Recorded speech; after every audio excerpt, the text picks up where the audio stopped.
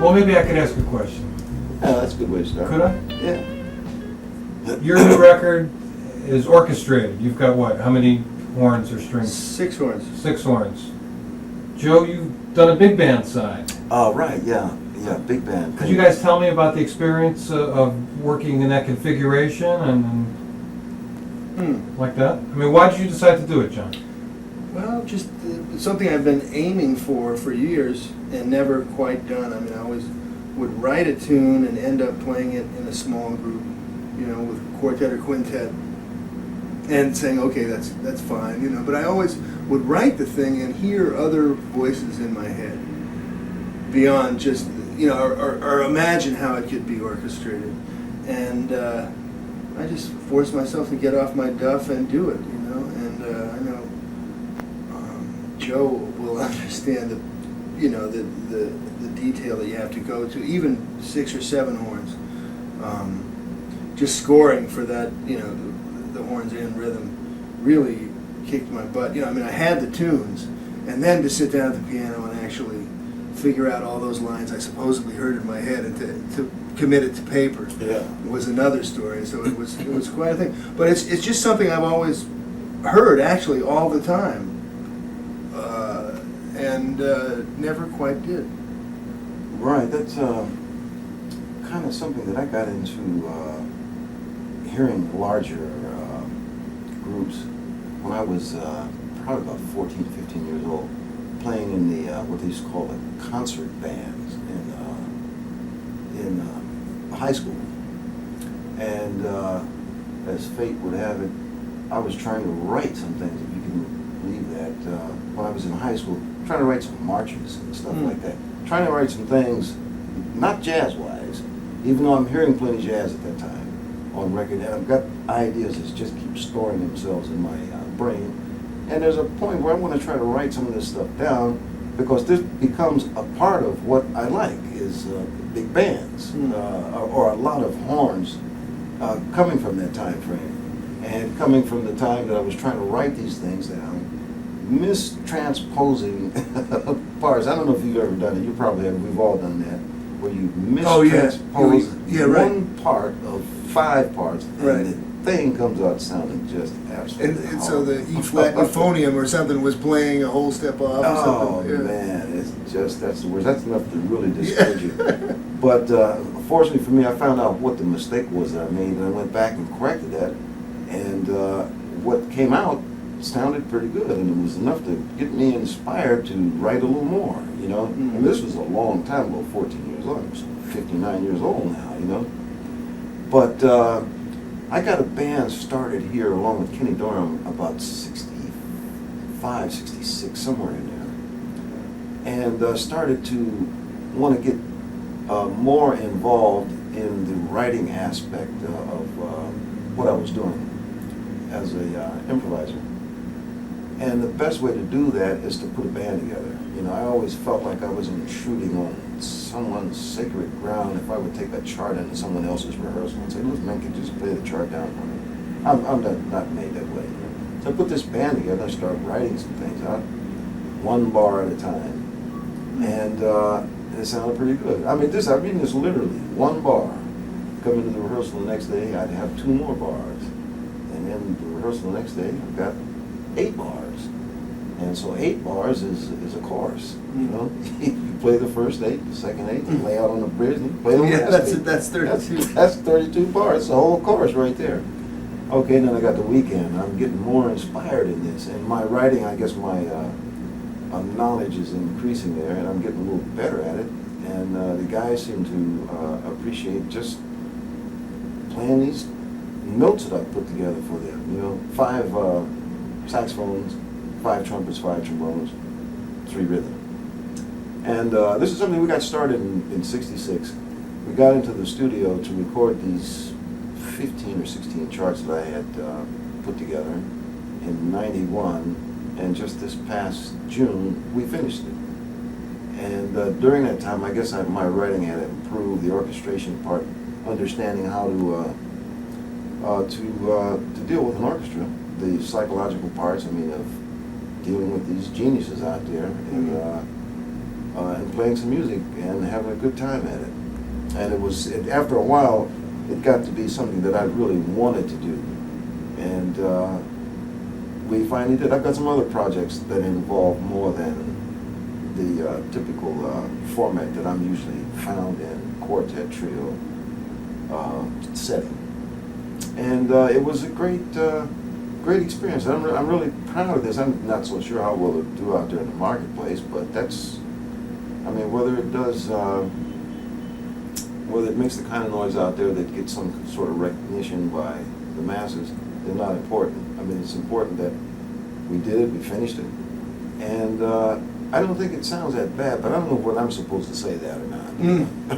You're not. That's great, man. That band that you had with Katie, did he do big band, write big band charts? He had one chart that he brought in, and he had a couple of charts that were charts of other people that he was in his possession. Yeah. So you get the 18 guys together, you got to have something for them to do. Right. So all of a sudden. Right. And that just gave me time to put this one bar down. Yeah. And put the two the next day. But I really know what you mean, because it takes a long time to write. I mean, I was dealing with 7 horns, but to write, for whatever that is, 16 or whatever you had. Yeah. I mean, you can spend on one bar of music, you can spend forever. And Gil Evans used to tell me about that, how he would sit down. He said, I don't want to write anymore. My back is messed up. This was when he was in his 70s. I said, my back, look at me. I'm distorted. It's from sitting at the piano. And you know how you sit at a piano and write music like that? Yeah. Because you're leaning over at a funny angle. And he would sit there and voice one chord. I mean, he spent his whole life trying to voice B minor 7 flat 5 in a different way, than had been done, and with whatever instrumentation. And you can sit there and work on one measure forever. Because there's so many possibilities. And one day, and it's just because you're orchestrating it. You just, it might be a couple of notes in the lead and it's 2 voicings or whatever, but you can sit there forever. Which is, I think some people are made for that. I don't think I am. Even though I love it, I don't think I am made for that kind of, life of a hermit and right. That whole thing. It's hard. It's hard work. It sure is. That kind of writing that you talk about there is a kind that, it's not that formula writing. No. This stuff, that formula writing, you just go in and just sort of crank it out. Yeah, those guys that can just do big band charts and that. Yeah. But those are not the charts that I don't think I'd like to hear. They might sound nice, but you can hear that formula aspect about them, and they're not as pleasing for me to hear as something like what Gil Evans would do. Just sitting down there, just working out that way of playing that B minor 7 flat 5, 1,000 different ways, and each way, and finally, which one are you going to use? You're going to throw a dart at the dartboards. Okay, we'll use that one. Because you've got 4 or 5 of them there that will work fine there, but you can't use all 4 or 5 of them. Maybe one course you use one. Right. You can do that. There's so many possibilities, and I know for me the formula thing, which I don't quite even know enough about writing to know the formula, although I know harmony. Yes. But I'm so slow at the piano, but so I sit down and I ended up having to do it by ear.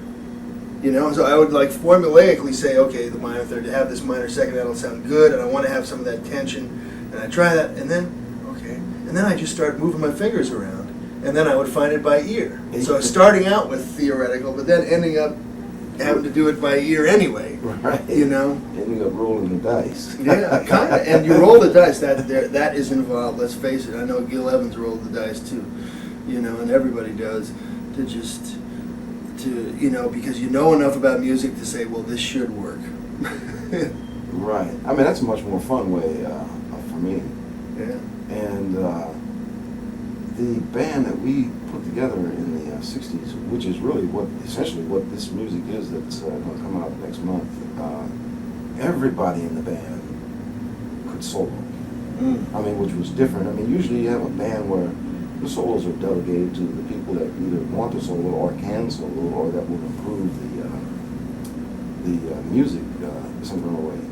But everybody in this band could solo, And Who was in the band? Oh, we had people like, I'm going back here a long ways. Pepper Adams played with the band from time to time. Joe Temperley. And there's some alto players. I forgot what these guys, you see their faces now, but I forgot what their names were. Randy Brecker came down and said with them. Mike Brecker. Lou Tobacco came and played with the band. Chick Corea. Joe Chambers. Ron Carter came and sat in with the band. It was a rehearsal band. I mean, this wasn't a band that was destined to make all kinds of records and do all kinds of things and become famous and all that kind of stuff. There was just a rehearsal band. A way to hear your music. Right, yeah. That was, in a way, for me, a way to get better at the craft of writing, orchestrating, and scoring out parts for a larger group. And so it worked in both ways. And it also worked, it was in the summertime in '66 when there wasn't a lot going on in the daytime. And at that time, if you don't have a lot to do, you can wind up doing all kind of destructive kind of things. And so this was a way of kind of discouraging some of those evil, I'm not so sure we completely did that, but it was a way of distracting. Get those kids off the streets, right, into the rehearsal that space. kind of thing. And they wanted that too, you know, so it really worked out great along those lines. But I had no idea that that the interest that was shown about the band. I mean, there was all kinds of people that would come down and hear the rehearsals. I had no idea they were there. Teddy Wilson told me one time that, yeah, I used to come down and hear that band, man. That band really sounded good. That blew me away. I'm standing facing the band, and he's behind me, so I don't know who's coming in there.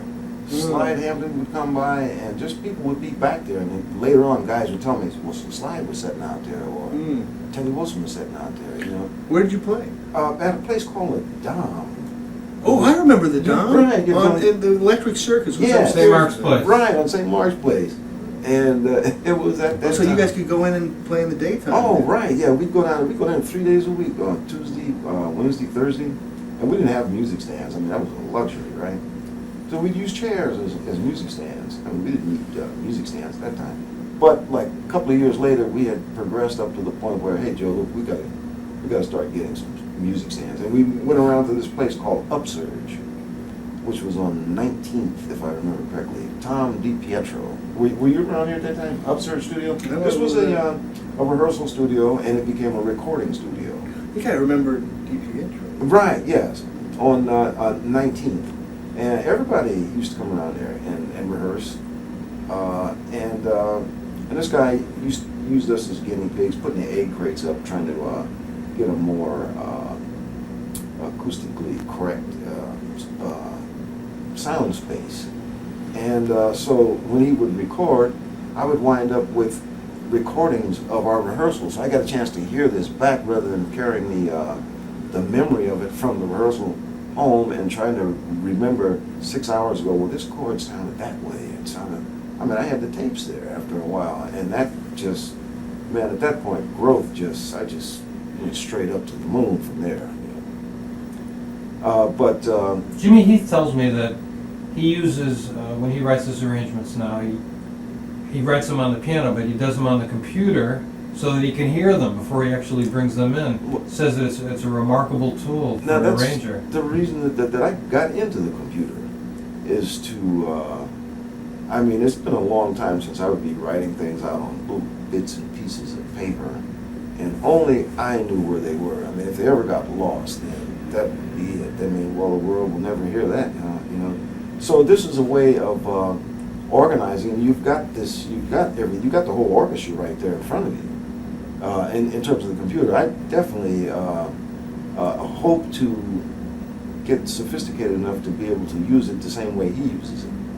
I mean, you know, as the orchestra is right there, or whatever it is that you need, the whole thing is right You there. got it all right there? I mean, it's less expensive that way, trying to call a rehearsal and somebody's not there, you got to call back again to make sure the first trumpet player is there or whatever. You got the whole orchestra there. And then after that, you just hit a button and just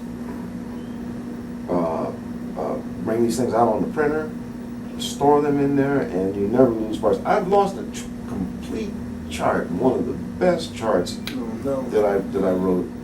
I mean, this was at the end of, I mean, I guess I might have graduated on some level, or graduated ready to go to the next level of writing, orchestrating, that kind of thing. I did a chart on a tune of mine called Serenity.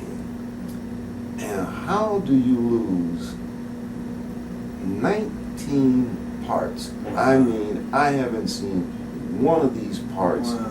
in- And did you have a score on it too? At that time, I wasn't writing out scores. Yeah, you're just writing out. Writing out the parts Right. on little pieces of paper, but I had it in my brain. I mean, I knew these charts. I mean, I knew them inside and out. I wrote them, right? But if I had been sophisticated enough to write these things out like a score and then transpose the parts off as well, I didn't do that. You know what I mean?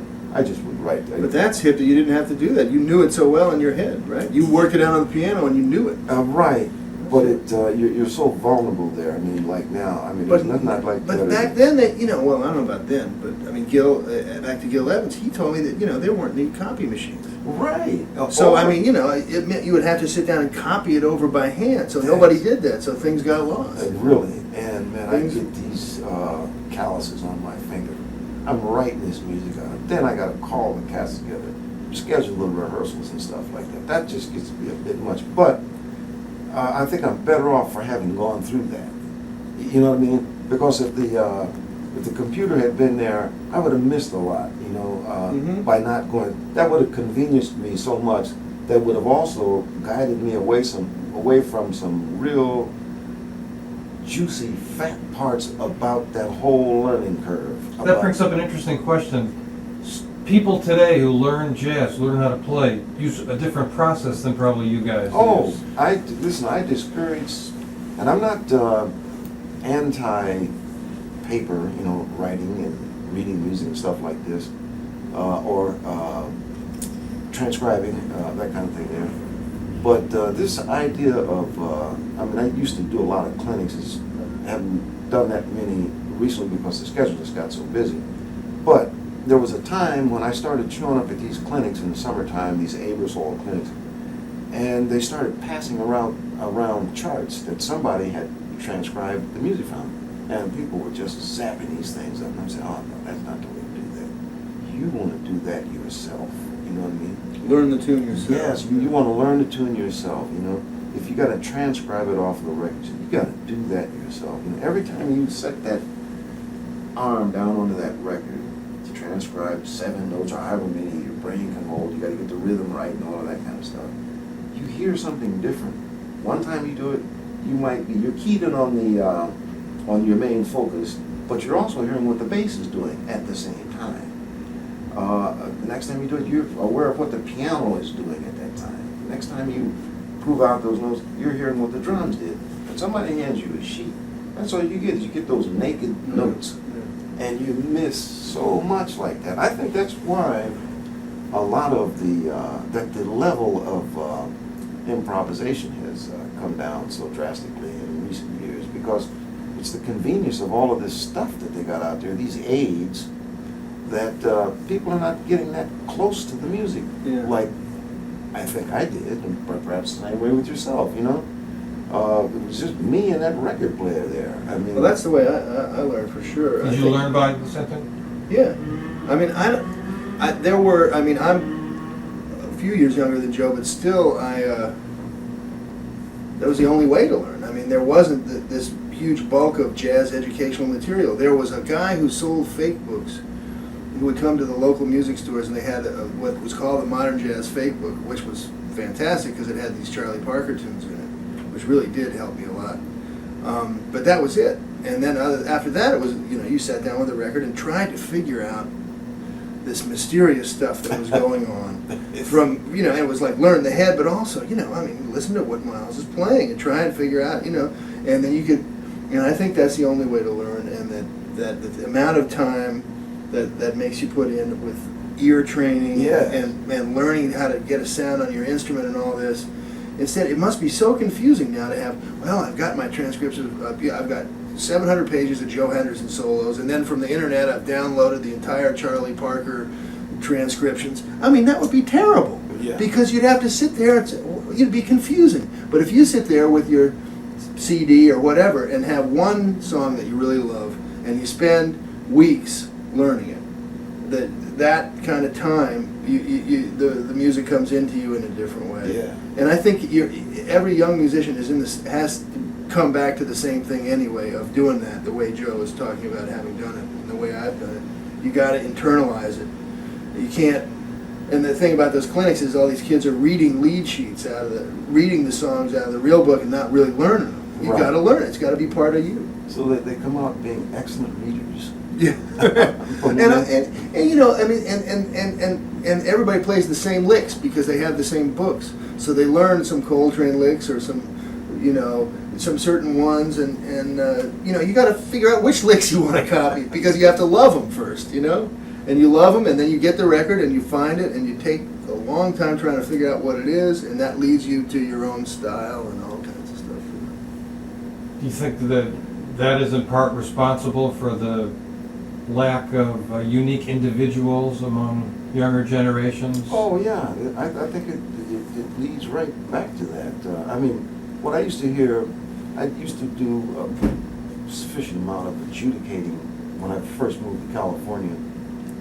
They had these big bands out there, and they would try to get somebody that had a couple of records out there, and I guess I qualified for that, to come in and to help the students by, you know, giving them a few pointers here and there. And but out of 50 bands, they would all come there, and all of them, I mean, not 49, but 50 bands played this rocky, what is this tune that... Gonna Fly? Da-da-da. Right. Da-da-da. And they all played that. Well, that was Theme from Rocky, Maynard Ferguson. Maynard, right. Oh, he was terrible. I mean, it's great chart and all that kind of stuff there, Yeah. but when you hear that thing 50 times, man, it's But that's just, when there was no other big band music that year but that. You know? Right.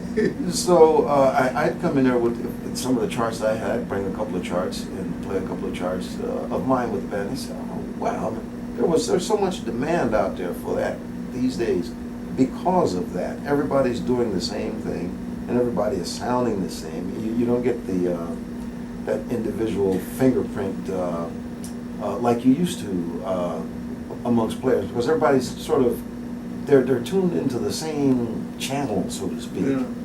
and which is not allowing them to get to themselves and to kind of ferret out of themselves whatever uniqueness that they may have, you know. I have a little theory on that, and that's that I think that right now, jazz as a career or whatever is something that more kids are going for than ever before. Then there are more kids in schools, in music schools, because there are more schools, and there are more kids saying, well, what do I want to do? Oh, maybe I'll be a jazz musician.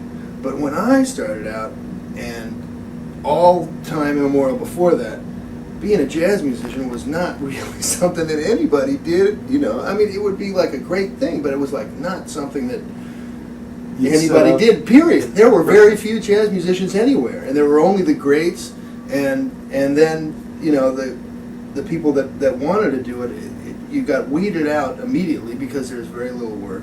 But now we've got this, you know, educational system, which I went to Berklee School of Music. You know, I came through the earlier years of the same thing, you know. I went there for a couple of years until I got a gig and was able to split and work. But now, the whole thing of going to a university, there's so many universities that have jazz programs, and learn how to play from, you know, everybody shares the same solos and everything, and there's just so many of those kids.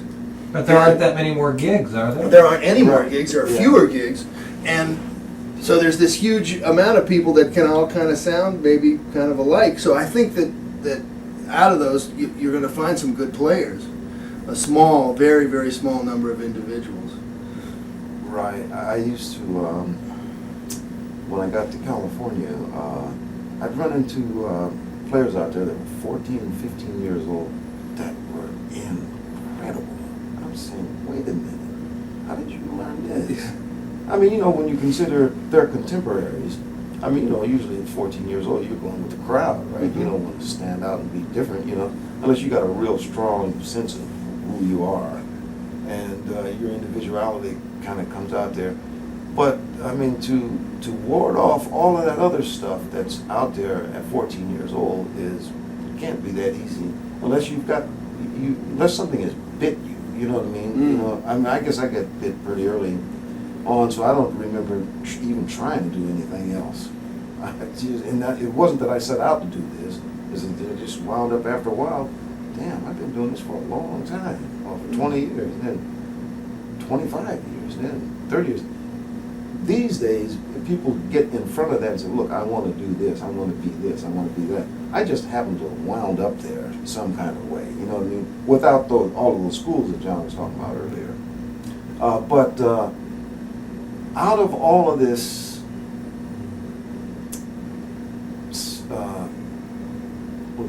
similarity that's happening amongst a lot of these people, there will be some strong individuals. I've seen a couple of these people. They eventually came here to New York and are just making out like bandits here. I mean, because they deserve to be, you know. But it's also amazing to me how they were able to maintain that focus when you just got all of this other stuff out there every day that everybody else is going towards. And you've got this one individual that's going this way and everybody else is going that way. When it's easier just to go that way and follow the crowd and rather than go this way, because it's pretty lonely going that way. You're just going by yourself. But these people that really, I mean, nothing else matters to them. You know, I mean, being part of the crowd, it doesn't matter. They're focused in on something that they want to do, be a jazz musician, so-called jazz musician. You mean like an Albert Eiler? Yeah, that's a good case. Even though at that time in the 60s, I guess the late 60s, that was a kind of a new movement. But then it started to, there were several people around that also joined that movement. What was his brother's name? Donald. Don Liner, played trumpet? Yeah. And the drummer, he used to live in Philly, he lives in Paris now. Sonny Murray? Sonny Murray. And the ESP, that label. And the people that couldn't find an outlet with the majors, you know, then went with ESP. But that was definitely different from, I mean, it wasn't that unique because Ornette had preceded him, you know, and I guess he was a kind of a derivative of that concept, but it was different, you know what I mean? And you had to be a man alone at that time. Yeah. You really had to be alone, you know what I mean? But is there anything, do you hear any bold experimentation like that happening today? People who are really willing to take their own path outside the mainstream? Anything on the scene like that today? I don't, and you know, and that kind of distresses me somewhat. You know, with all of this stuff that's out here that's the same, I don't find very strong individuals amongst the youngsters. They seem to be satisfied just to be clones of the stuff that preceded them, you know. They're clones of some of the stuff that went on in the 60s. Mm-hmm. I'm saying, man, look at these guys. I mean, you know, when I came up here in the 60s, it was the same with Chuck. I mean, it just happened that we kind of expanded the thing some kind of way by adding on to it, not just becoming another of the son of, you know what I mean, that kind of thing. I don't sense that. I don't know. I don't. Well, there is the whole quote-unquote retro movement of playing like the guys from Joe's generation. You know, there's a bunch of people that try to play literal Joe Henderson from records. They never maybe even heard Joe live. I mean, they certainly didn't hear him back then when they're copying his style from the 60s, you know.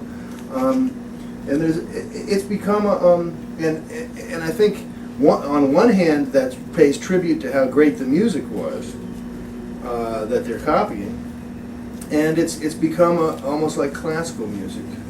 Well, okay, I'm going to get my shit together and learn how to play bebop, and I'm a jazz man, and a lot of these guys, for some reason, they don't have I would feel guilty if I played exactly like somebody else, but they're so far removed from it, I think. So removed from when those people were real, you know. I mean, to me, the great thing in jazz has been have your own sound, you know, and that you would never think about having anybody else's sound. You'd be embarrassed to have somebody else's sound, because of course we all learn from other people, but you want to try and do it your own way. But I think there are a lot of young people that they're not even embarrassed quite about it, because it's cool. I'm going to sound just like Joe Henderson, you know, did in 1968, or I'll sound just like Miles, or just like Lee Morgan, or whoever. And I think they're so removed from it, chronologically, where it's just like a thing they learn on CDs. So they're so far removed from the thing that made those people what they are that it's okay to do that. And I think that's just a historical thing, or just the times that we live in. It's funny that it's turned out that way. It is. Do you think that like jazz But I mean, jazz society? but jazz. Okay, I'm sorry, but jazz. Really, the reason that Joe turned out, one of the reasons that all these great players, is because of the jazz thought process. Of I'm going to be an improviser. I'm going to have my own sound, and to learn the jazz mentality. Jazz as more than just a. Jazz is a theory, kind of a philosophy almost, Right. rather than a kind of music. Right. It's more like just a mindset of how to go in and improvise and to swing and to play great music, but with this mindset that you always got, that you're going to do it from this certain way and to do it with a certain kind of style and whatever. Is it something you have to live to? Right, I was going to say, it's a Yeah. kind of a way of life along with that. But these days, I mean, more recently, it seems to be a kind of a theory. I mean, there was less theory at that time, at my time, I guess. It sounds like I'm not even here anymore. Joe, you're here. You're here, and it's fantastic that you are, because it's more vital and important than ever that Joe Henderson is here. Thank you very much for that. That's right, man. And people love it, because anybody who gets into it enough to really check it out sees the difference and the vitality of it. But this jazz, this idea that, I don't know if you agree with this, in a way jazz mirrors society. Like in the 60s, it was a time of tremendous upheaval and change, and the music reflected that.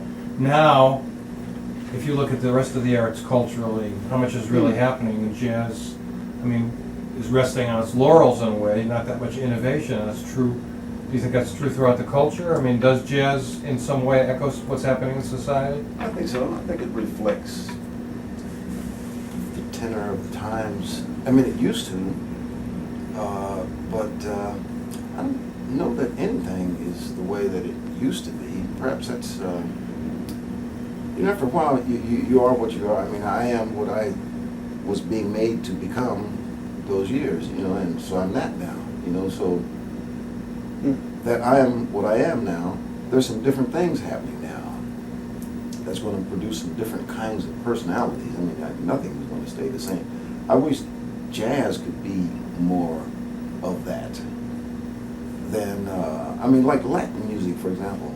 Latin music seems to stay the same. I mean, you got different melodies coming at you, but there's 3/4 of what you hear in Latin music is pretty much the same as it was 40 years ago.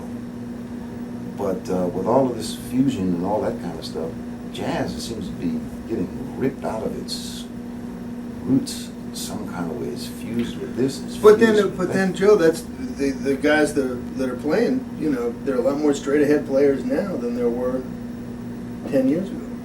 Oh yes, right. They might not be quite as good. Right. Yeah. But, yes, right. There are more players, I think, because there are more people into the music. There are more people buying the records. There are more people that understand and know about the music than it was when I was between 20 and 30 years old.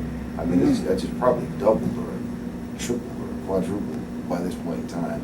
So there are more musicians out there, but as you say, the level of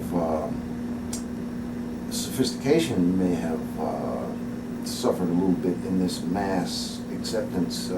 I've always truly believed, and I still believe quite a bit of that today, that this is a music, as much as we would like for it to be, it's just not a music that's meant for everybody. And I don't mean that on any kind of arrogant kind of level. It's just, it's been a special kind of music, and unfortunately, a lot of the musicians, maybe 25 years ago, started to envy the financial parts of it, seeing musicians who, I guess in their minds, were not probably as good as they were, borrowing elements from jazz, fusing it with this, fusing it with that, and going out and making $1 million a day, and sitting down and dividing up $1 million every day amongst 4 or 5 different people. then that envy thing I've seen some musicians that just didn't even want to be jazz musicians. Take that word jazz off of it, you know what I mean? After jazz made them to be what they were, then they got to the point, you know, you get to a point where you start to kind of talk back to the teacher.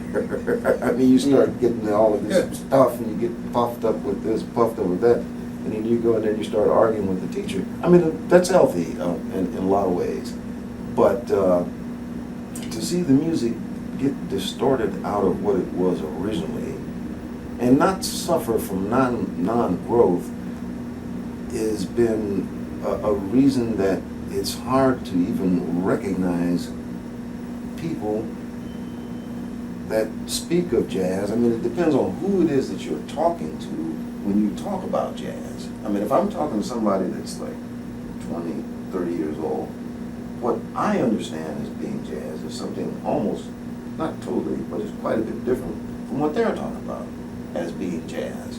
I mean, and this has come from, it's just been ripped out of its roots that it almost has no identity anymore.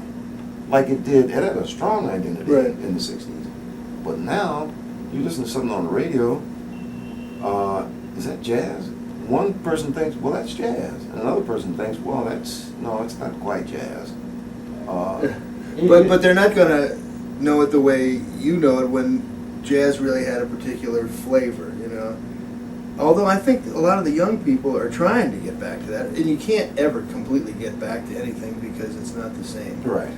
But, yeah, I know exactly what you mean. And when you talk to some young kids, they're going to think, oh, jazz, yeah, I heard that before. And then they'll play something that to you sounds like rap music or something, but maybe with no words. And then they think that's right.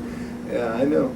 And, I mean, you know, I'm one of the real instigators, you know, because I played a lot of fusion music and been in a lot of those bands. And, oh, I like fusion. And I know, I know that.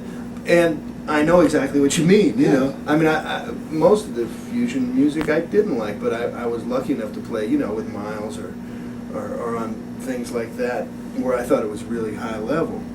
And that stuff, I'm sure glad that it happened. I'm really glad that Herbie Hancock and Miles and Weather Report existed. Right, yeah.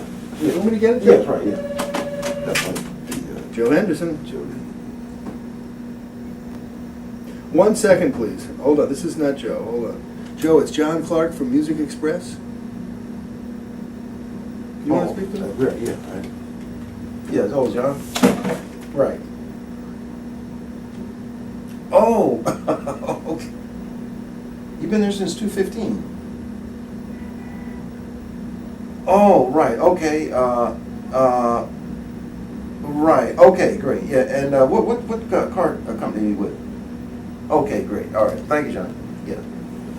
Is that all right? That's sure. He's been there since 2:15. I thought Jody. I thought she might have. Maybe she didn't think to call him in. I'm thinking 3:30 of that other appointment. So I guess he didn't get the. But he's going to wait for us, right? Oh, right. Yeah. He says, just look, I'm here. That word fusion, like, it has a different meaning, it seems. Like in 1969 or 70, it meant Miles and Chick and Bitches Brew and that whole thing. And now it could mean, like, dare I say it, Kenny G, or that stuff they play on CD 101. The stuff where, unfortunately, a lot of people think that's jazz. They say, well, that's fusion jazz. Isn't that incredible? Isn't it? Once Duke Ellington said to Dizzy Gillespie that word bebop, he said, as soon as they put a name on what you do, it diminishes it. That's true. Do you think that's true in titles of trying to categorize things? And I think nobody can live up to their category once they're categorized. And it's really bad for artists. And none of us, I think we all try to not think like that. Yeah. You know, once somebody says what you are, then you start to feel restricted. And then start in the back of your mind, you might think, well, I'm not that. Maybe I should do what they want me to be. Or you know, they'll get confused because they just said I wasn't that. Yeah. Now I want to be. So you got to just forget about all that stuff. Really? And play, you know. I think so. I think you just have to transcend all that the best that you can and just go for it. I know I had to start to think, look, it's either good or bad. Either I like it or I don't like it. Either I react to it or I don't react to it. And that's the only thing that, whatever it is, you know. But there's something that, about all of these different concepts trying to hitch themselves to this sort of this jazz train. There's something about me that resents that, you know, and I'm not so sure that it's fair for me to be that way. And I hope I can do better at that. Because either music is good or it's not. Either you like it or you don't like it. And whoever it was that boxed us in that corner or painted us in that corner by calling it this or calling it that, I guess they're partly responsible for that. But I also wonder why, I'm trying to not mention names here, and it's causing me to stutter here a little bit, but why all of these people want to hitch themselves up to this sacred institution when they have to fully know within themselves that whatever the parameters were at the time that I was 20, 30 years old, and the definition was pretty much there. I mean, you knew jazz when you heard, that's jazz, that's pop, that's something in between. I mean, these people that are hooking themselves up to that name, that perhaps maybe are not that, but then who am I to judge that? You know what I mean? Am I making sense here at all? Mm-hmm. I think I know where you... Right.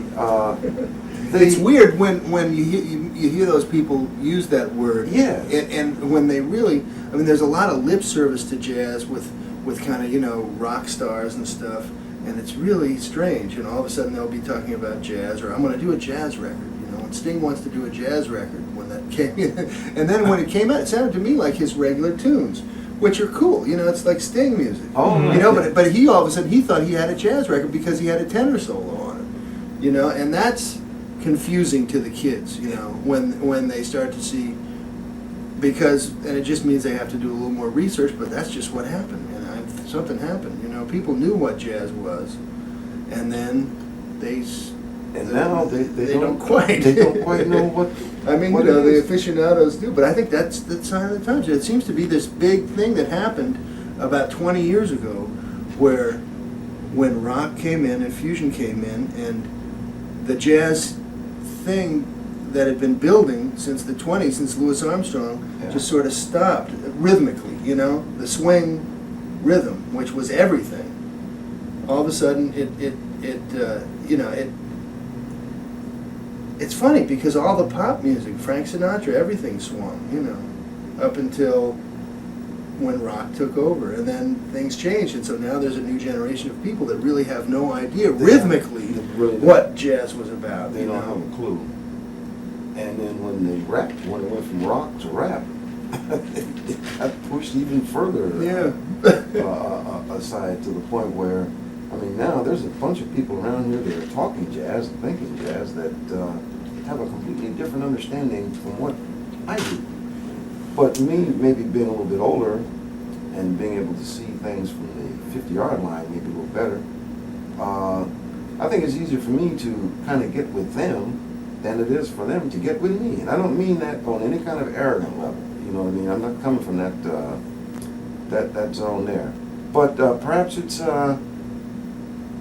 better that you can't quite put your finger on it. But then, what's all these new titles that they're coming up with? This modern contemporary jazz, or either adult jazz or contemporary adult jazz. I mean, what's going to happen next?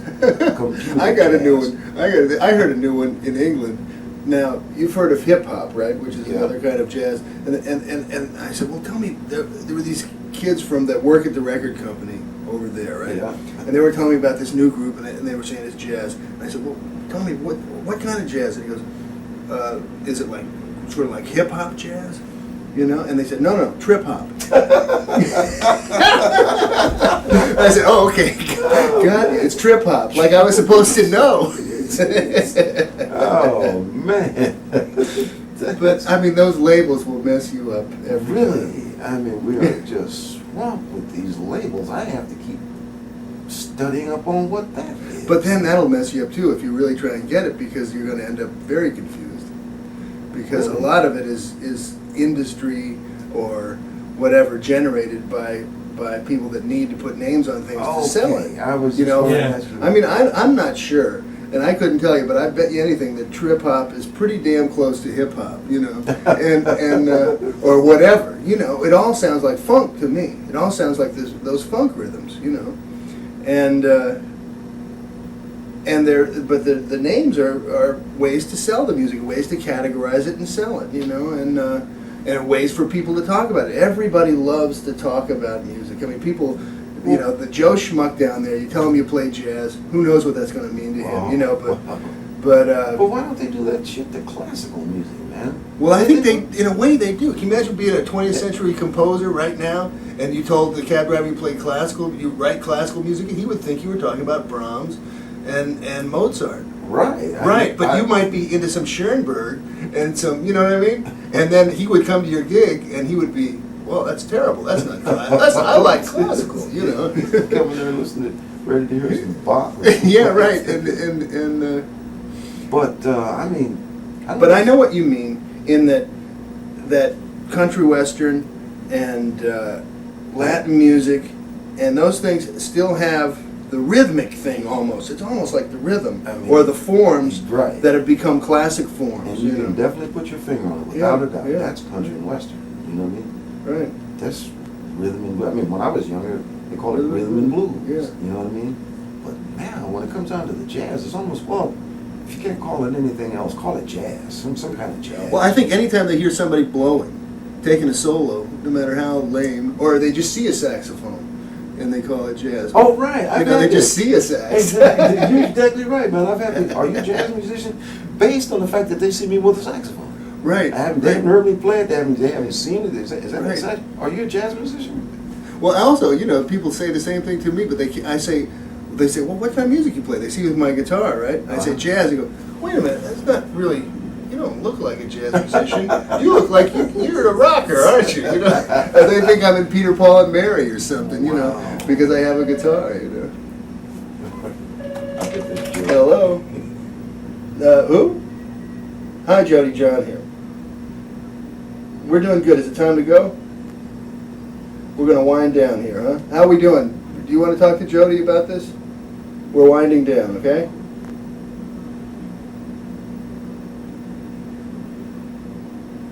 How many minutes? Okay, so give us another 5 minutes to end this thing, and then, okay, bye.